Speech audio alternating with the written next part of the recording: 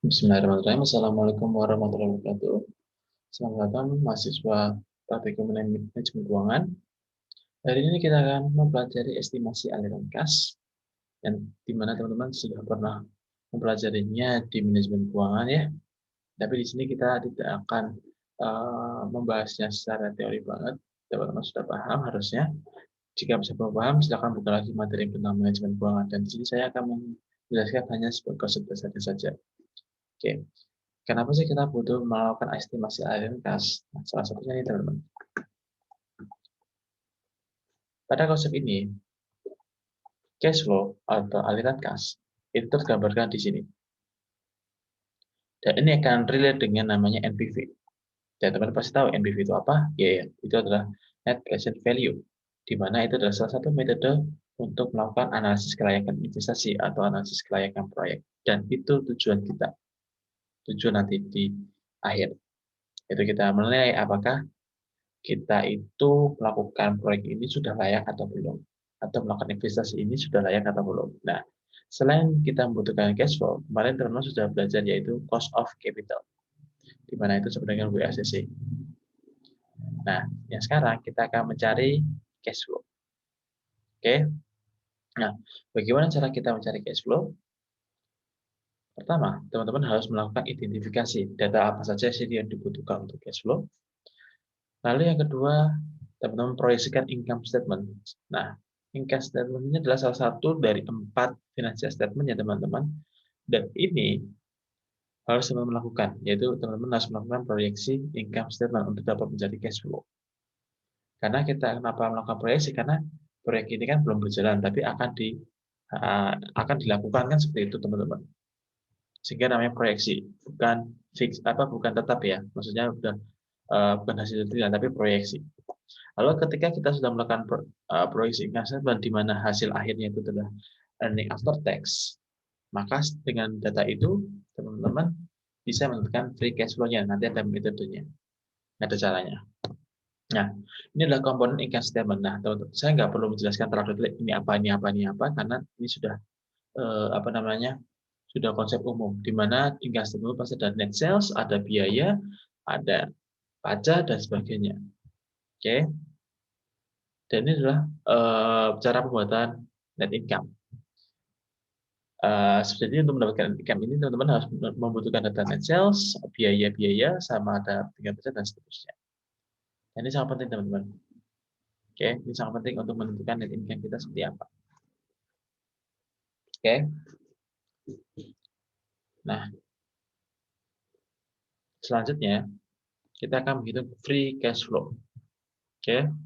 Nah, ininya free cash flow-nya adalah jumlah kas yang dapat ditarik tanpa mengganggu kemampuan perusahaan untuk beroperasi dan menghasilkan arus kas di masa depan. Nah, rumusnya adalah seperti ini teman-teman.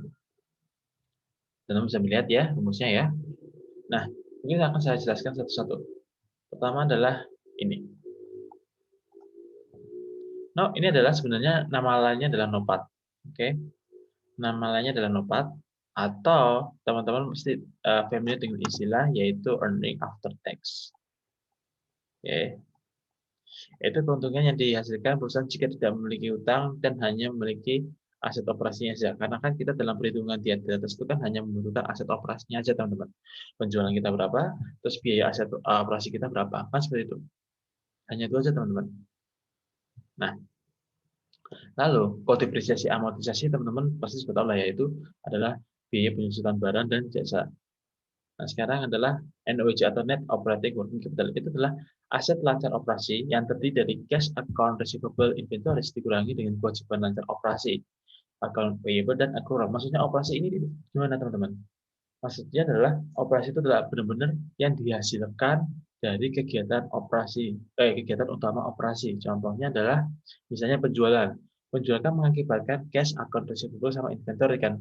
Karena mereka bertiga ini adalah aset lancar yang benar-benar bertindak sebagai kegiatan utama perusahaan. Oke. Sedangkan kalau kewajiban lancar, mungkin kalau kewajiban lancar kan teman-teman tahunya tiga ya, account payable, accrual, sama notes payable. Nah, di sini tidak masukkan notes payable. Kenapa? Itu adalah utang yang sebenarnya yang tidak diakibatkan dari kegiatan operasi. Karena kita kan berutang kan diakibatkan karena kita pinjam dana. bukan karena akibat dari kegiatan operasi. Sedangkan account payable dan accrual itu kan biaya yang dikeluarkan karena kegiatan operasi kita. Misalnya kita berjualan, kita membeli barang, tapi kita berhutang dagang, gitu. Atau accrual, kita memproduksi barang tapi kita gaji karyawan itu kita hutang gitu dan seterusnya. Nah, yang dimaksudkan di sini adalah deltanya ini. Di sini ingat ya, ada delta, jangan lupa. Di sini ada delta. Delta adalah selisih antara NOWC1 atau NWCT dengan NWC lainnya atau T-1. Periode sekarang dengan periode sebelumnya. Cuma selisihnya aja. Ingat kalau ada delta berarti selisih antara sebelum dan sesudah dan sebelum. Ya. Nah, yang terakhir adalah capital expenditure atau bisa disingkat dengan CAPEX. Itu adalah sejumlah biaya yang dikeluarkan perusahaan untuk membeli, memperbaiki, merawat aset jangka panjang demi keberlangsungan bisnisnya. Jadi, CAPEX ini adalah biaya yang kita keluarkan untuk membeli suatu aset. Oke, ininya seperti itu. Dan pasti nilainya negatif. Oke. Nah, komponen cash flow itu sebenarnya ada 3. Jadi, yang pertama adalah initial investment outlay. Itu terdiri dari investasi pada aset tetap dan NWC. Maksudnya adalah pengeluaran kita di awal. Ketika kita membeli suatu aset, nah itu adalah initial investment outlay. Ataupun pada saat itu kita menjual mesin kita yang lama atau menjual barang kita yang lama. Nah, itu termasuk dalam initial investment outlay.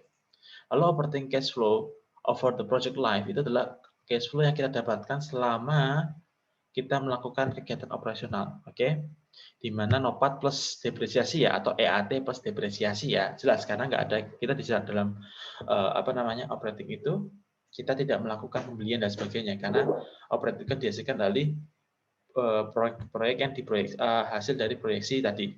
Lalu terminal year cash flow itu adalah ketika misalkan mesin itu akan dijual di akhir tahun. Nah, otomatis itu akan menambah cash flow kita kan karena kita menjual aset tersebut.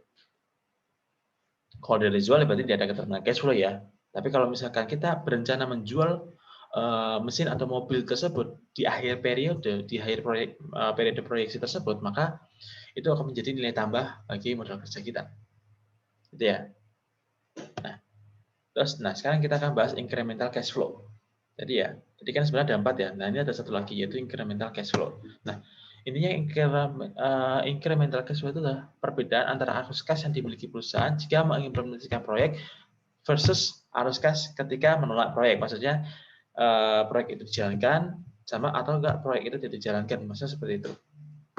Nah, jadi sebenarnya ini merupakan perubahan arus kas, teman-teman. Jadi akibat dari konstruksi kita melakukan proyek tersebut dan lebih tepatnya kita melakukan replacement. Jadi misalnya teman-teman memproyeksikan ingin beli mesin untuk menggantikan mesin lama. Nah, itu membutuhkan namanya incremental cash flow. Nanti dengan ada incremental cash flow ini kita bisa memperkirakan kira-kira pas nggak atau nggak layak nggak nanti dengan menggunakan metode NPV tadi. Tapi di sini kita harus menghitung incremental cash flow. Seperti itu.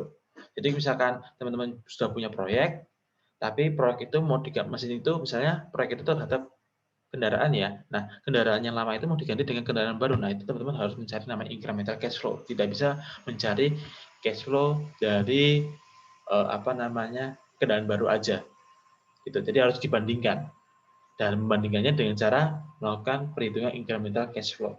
Dan ini adalah cara mencarinya adalah combined cash flow pada proyek, misalnya dengan proyek yang dijalankan dikurangi dengan cash flow tanpa proyek tersebut.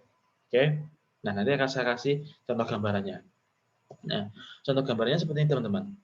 Contoh misalkan ini ada 1, 2, 3 ya partnya ya. Nah, yang pertama ini adalah free cash flow tanpa replacement, tanpa penggantian mesin baru. Oke, maksudnya tetap menggunakan mesin yang lama. Oke, kasnya dapatnya segini. Nah, EBIT ini, free cash flow ini kan sorry.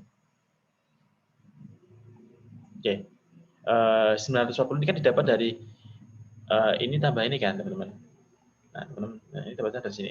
Oke. Nah, begitu dengan seterusnya. Perhitungannya seperti biasanya. Nah, oke, ini adalah yang pertama adalah dia tanpa melakukan proyek baru, yaitu dengan maksudnya proyeknya di sini adalah membeli mesin baru. Nah, yang kedua adalah dia jadi membeli mesin baru. Nah, di sini dia membeli mesin itu dengan harga minus 2.000. Maksudnya, sorry, minus kenapa? Karena dia membeli. Kalau membeli kan otomatis mengeluarkan uang kan, bukan menambah uang kan. Lalu 400 ini apa? 400 ini terjadi karena dia menjual mesin lamanya, oke? Menjual mesin lamanya. Oke, dan itu menghasilkan capex. Jadi kita hanya mengeluarkan modal sekitar 1.600 untuk membeli mesin baru. Karena apa? Dikurangi dengan 400, ditambah dengan penjualan mesin yang lama. Dan itu menghasilkan cash flow yang berbeda. Ini kan berbeda teman-teman. Yang awalnya 940 menjadi 1524. Nah, ini kan menambah ya teman-teman, bertambah. Tapi apakah bagus penambahannya? Nah, penambah bagus atau enggak, kita harus cari namanya incremental cash flow. Nanti akan kita gunakan untuk melakukan NPV dan seterusnya. Cash flow-nya akan kita gunakan untuk memperhitungkan NPV, IRR, dan seterusnya. Jadi kita harus mencari incremental cash flow. Gitu teman-teman. Jadi ini incremental cash flow ini, ingat ya, incremental cash flow ini kita gunakan ketika kita ingin mengganti suatu proyek atau misalkan ya mengganti suatu barang gitu ya teman-teman, di mana teman-teman awalnya proyek itu sudah ada nih teman-teman, proyeknya itu misalnya menggunakan mesin, misalnya proyek untuk mesin ya, tapi teman-teman ingin mengganti mesin itu dengan mesin yang baru. Nah, ini perlu namanya incremental cash flow. Tapi kalau misalkan tidak ingin mengganti mesin dan sebagainya, dan misalkan di awal ingin melakukan suatu estimasi cash flow, teman-teman tidak perlu melakukan incremental cash flow karena teman-teman melakukannya dari awal. Incremental cash flow ini dilakukan ketika teman-teman sudah melakukan proyek, tapi proyek tersebut ingin berlanjut dan ingin diganti dengan mesin dengan yang lainnya, atau dengan proyek yang lainnya, seperti itu. Nah, oke, itu aja penjelasan singkat saya. Kurang lebihnya saya mohon maaf. Wassalamualaikum warahmatullahi wabarakatuh.